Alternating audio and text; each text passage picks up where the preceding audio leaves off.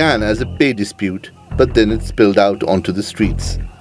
Kenyan doctors have been on strike since early December, demanding an increase in pay and better incentives. They also want the government to invest in the public health sector, which is understaffed and poorly equipped.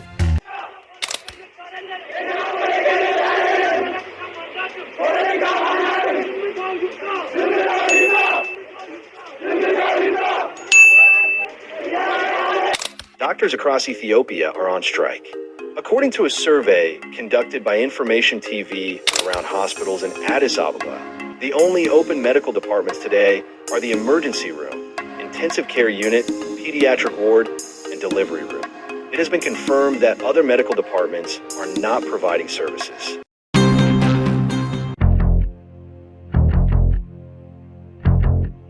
Most patients are unable to afford treatments, and St. Paul's Hospital can only perform about 4 transplants a month due to limited resources. Why most of African doctors struggles for a salary.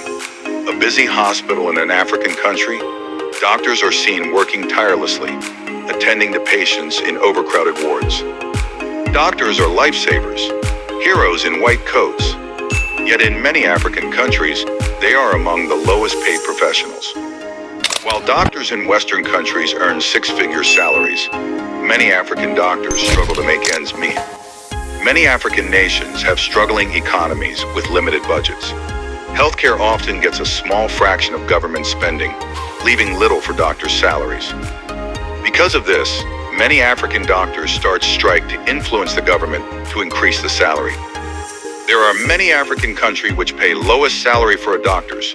Here are some countries are like Ethiopia, Malawi, Zimbabwe, Democratic Republic of Congo, and Burundi are the top country which pays lowest salary for doctors. Some countries' doctors get response from their government by struggle. As an example, here's a summary of the Kenyan doctors' salary struggles from around 2016 to 2017, about 8 years ago, and their outcomes along with possible video sources. What happens after that strike? Did they get solutions? How about Ethiopian doctor strike? What is happening? What makes similar the strike of doctors between two countries? Let us dive in it. For as long as it takes. We have been on strike for more than 70 days and will go on for as long as it takes until we have the CBA agreed on and implemented. The Doctors Association says it went on strike after Kenya's health ministry failed to implement the agreement. The government initially tried to renegotiate, but then it resorted to cracking down on the protests and arresting the doctors. But Kenyan courts released the medical practitioners, and the Court of Appeals also ordered both sides to hold talks. The court said patients were the real victims of this impasse.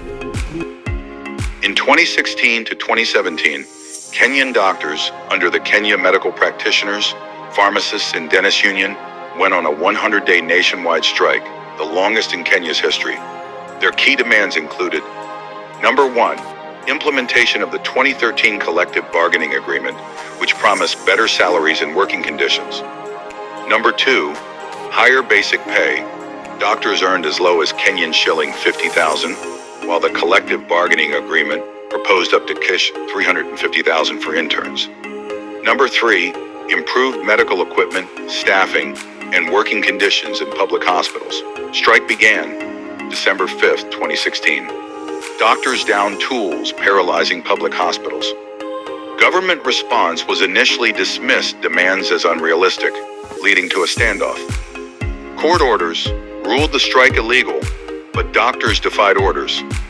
Patients in public hospitals suffered due to lack of services. Negotiations deal, March 14, 2017. After pressure, the government signed a deal agreeing to Biennial's salary increases. Interns' pay rose from K 50,000 to K 200,000. Hiring more doctors and improving facilities. Finally, the results are partial victory. Doctors got pay raises, but not all demands were met. There is also delayed implementation. Some promises, like better equipment, were slow or unfulfilled. Again, strikes started for the unresolved issues led to more strikes in later years. For example, 2021, 2024. Now let us see what is happening in Ethiopia. Recently, same issues are raised.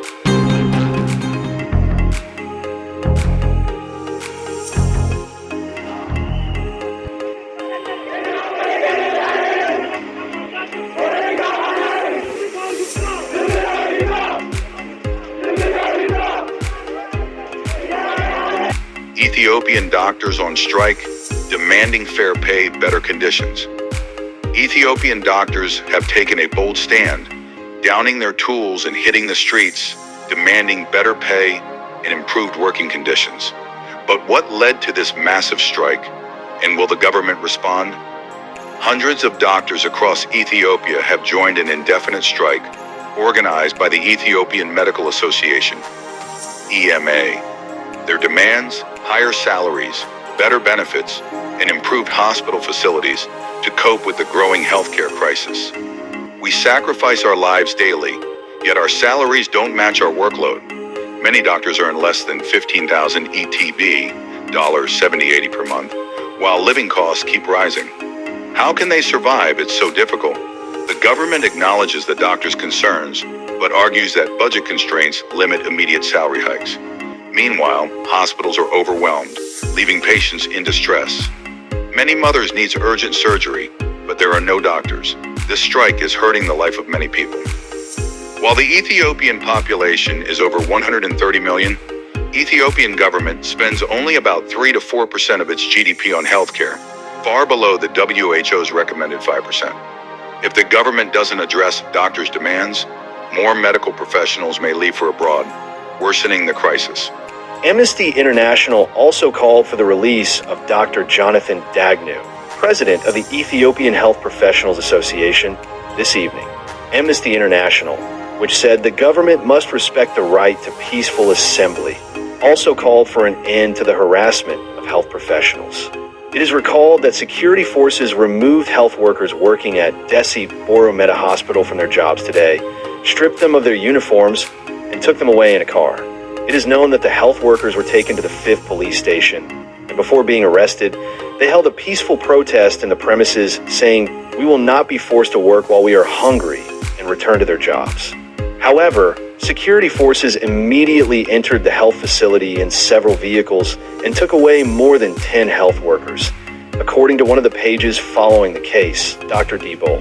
It is known that a few days ago, the president of the Ethiopian Health Workers Association, Yonatan Al-Dain, and 3 doctors from Arba Minch General Hospital were taken into police custody. As the standoff continues, the question remains, will Ethiopia find a solution before its healthcare system collapses? Stay tuned for updates and share your thoughts below.